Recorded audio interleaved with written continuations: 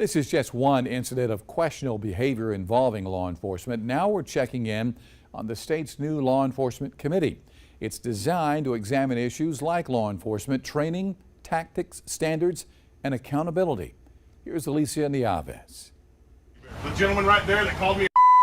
Following at least 2 cases of Midland's law enforcement officers being fired for misconduct, State Representative and House Minority Leader Todd Rutherford tweeted, "This is exactly why the new Law Enforcement Committee is more important than ever." So we were interested in conversations being held in the committee right now. What we're interested in is getting them to think outside of the box.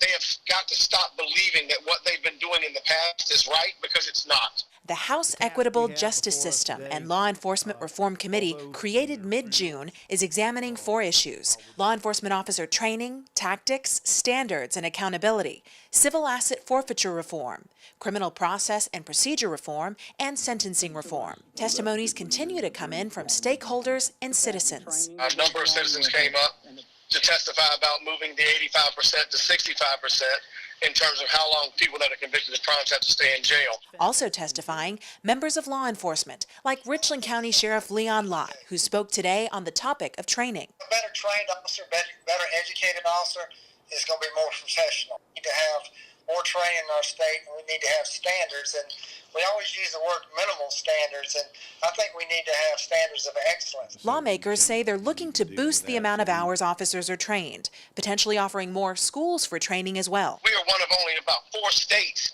that only has one centralized academy. Other states like Florida use the technical schools to educate law enforcement officers.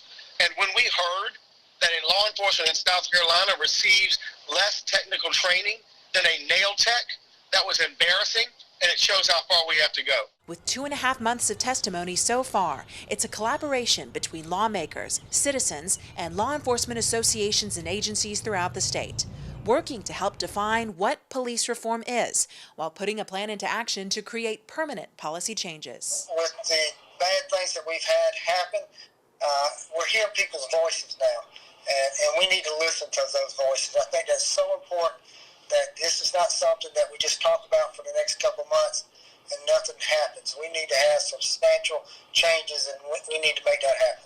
Alicia Nieves, News 19, WLTX. Well, multiple law enforcement officers associations laid out their reform goals in a list shared with that committee. We have that for you and more responses from agencies across the state. Simply go to our website, WLTX.com.